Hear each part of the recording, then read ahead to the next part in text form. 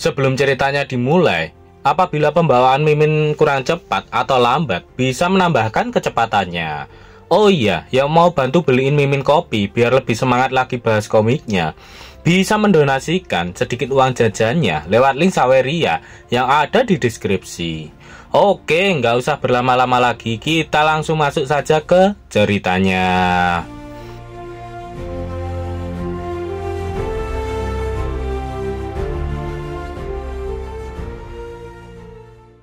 Sebelum Yaotong maju dan menangkis serangan dari skeleton Ogma, dia mengalami pergejolakan dalam hatinya. Terlihat Yaotong sedang duduk sendirian di sebuah ruangan yang luas. Dia kesal. Sebenarnya dia hanya ingin menghasilkan lebih banyak uang saja. Itu saja yang dia inginkan. Semua itu demi mimpi yang tak mungkin tercapai untuk menjadi seorang selebriti. Tapi kenyataannya dia tidak layak sama sekali. Karena Yaotong adalah seorang sampah. Bahkan jika mereka hanya membicarakan tentang bernyanyi saja, lidahnya sangat kikuk, artikulasinya sangat buruk, dan nada suaranya juga tidak jelas. Di sana Yaotong berjalan ke arah sebuah mic. Dia memegang mic itu, namun ada seseorang yang mencegahnya. Orang itu adalah sisi gelap dari Yaotong. Sisi gelap Yaotong mengatakan kalau Yaotong sama sekali tidak cocok dalam pekerjaan ini. Sembari tertunduk, Yaotong mengatakan jika itu memang benar. Sisi gelap Yaotong memang benar tentang itu. Sisi gelap Yaotong menghilang sembari kembali mengatakan kalau Yaotong tidak bisa menjadi seorang musisi. Bahkan Yaotong tidak bisa menjadi seorang pemeran pendukung. Dia seharusnya tidak berada di sini sama sekali. Yaotong juga harus tahu bahwa dia membutuhkan sorotan saat berada di atas panggung. Dan hal yang sama berlaku di medan perang. Sisi gelap Yaotong bertanya, apakah Yaotong tahu apa itu momen sorotan? Yaotong mengatakan kalau dia pernah mendengar tentang istilah ini sebelumnya.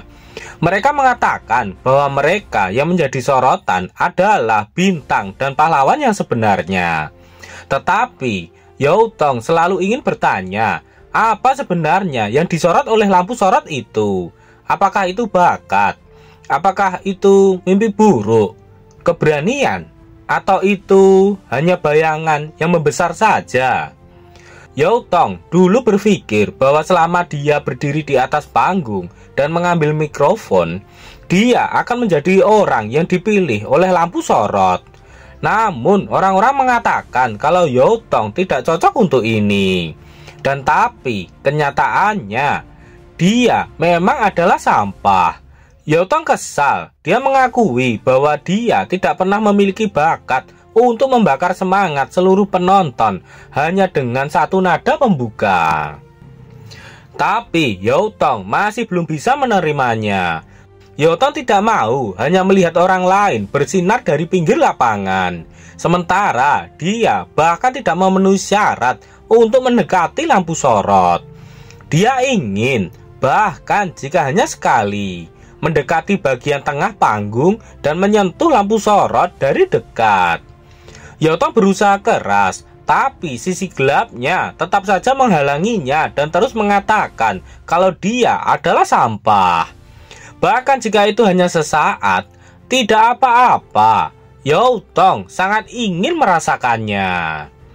Sebenarnya tidak masalah jika Yaotong tidak akan pernah menjadi bintang rap yang bersinar di atas panggung. Tetapi setidaknya di medan perang, dia harus bisa menjadi seorang protagonis sejati untuk sekali ini saja.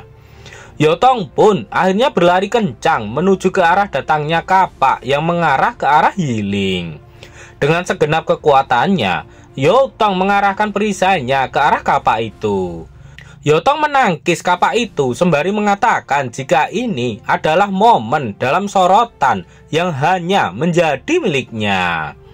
Walaupun perisai yang digunakan Yaotong memiliki kelas legendaris, namun tubuh Yaotong tetaplah masih lemah. Tubuh Yautong tak kuat menahan tekanan yang kuat saat menahan kapak itu, sehingga cairan merah pun keluar dari mulutnya. Yautong berhasil menyelamatkan Yiling dari kapak besar itu, namun tubuhnya terlempar jauh ke belakang. Ye King yang melihat tubuh Yautong terlempar hingga membentur ke tanah dengan sangat keras, dia sangat khawatir dan memanggil namanya. Ye King sangat marah dan langsung menggunakan Gravity Vortex untuk menggerakkan kapak yang digunakan oleh skeleton Ogma. Kapak itu pun melayang di udara dan Ye King langsung melemparkannya ke arah skeleton Ogma. Serangan menggunakan kapak milik skeleton Ogma berhasil mengenai dagu skeleton Ogma yang membuatnya terhempas ke belakang. Setelah itu, Ye King menggunakan Berserk 3 kali lipat. Dia sangat marah dan tidak ragu-ragu lagi kali ini. Dengan Berserk 3 kali lipat, Ye King yakin bisa mengalahkan skeleton Ogma. Perlahan, tanah di sekitar Ye King mulai terangkat ke atas dan berubah menjadi cairan berwarna merah. Kali ini, mereka berdua saling berhadapan. Aku akan menghancurkan tulangmu menjadi debu, satu persatu, ucap Ye King yang sangat marah setelah skeleton Ogma melukai Yautong. Sembari mencoba menyembuhkan Yautong, Liu Xingran melihat cairan merah yang ada di sekitar Ye King.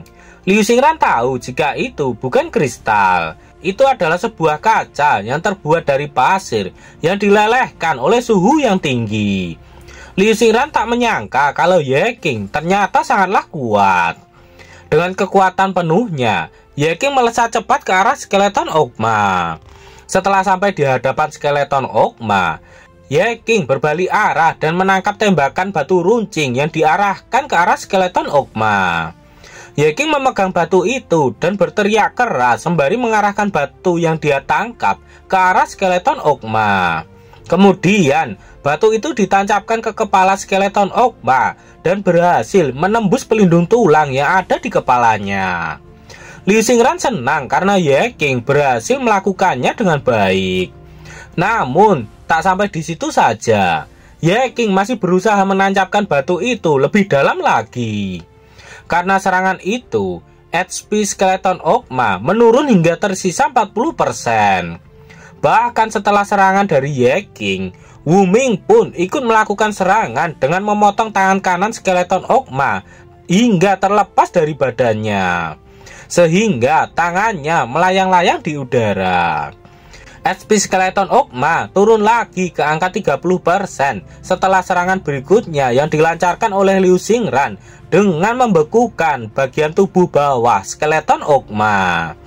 Tak sampai di situ saja, HP skeleton Ogma kembali turun dan sekarang tinggal 20% setelah dia menerima ledakan dari fireball yang ditembakkan oleh Yiling. Kerjasama tim itu berhasil mengurangi HP skeleton Ogma terus-menerus hingga skeleton Ogma tidak mempunyai kesempatan untuk melakukan penyembuhan cepatnya. Dan sekarang HP skeleton Ogma turun di angka 10% setelah Ye King kembali menusukkan batu runcing yang sudah tertancap itu hingga tertancap lebih dalam lagi. Namun tak berhenti di situ saja. Dorongan yang sangat kuat disertai teriakan dari Ye King membuat batu runcing itu berhasil menembus kepala skeleton Ogma.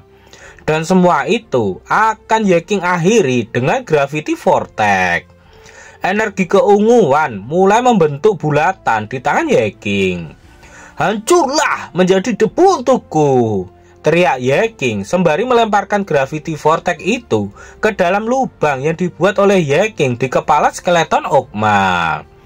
Skeleton Ogma berteriak kesakitan dan dari mulutnya keluar aura ungu kehitaman yang semakin lama semakin banyak. Tak selang lama, tubuh bagian atas dari skeleton Ogma pun hilang tertelan oleh Gravity Vortex yang telah Ye King masukkan ke dalam tubuhnya tadi. Dan kali ini, HP skeleton Ogma berada di angka 0%, yang menandakan bahwa Ye King dan timnya telah berhasil menghabisi skeleton Ogma. Apakah skeleton Ogma akan bangkit lagi? ataukah Ye-King telah berhasil mengalahkannya? Nantikan kelanjutannya di part berikutnya kalau komiknya udah update.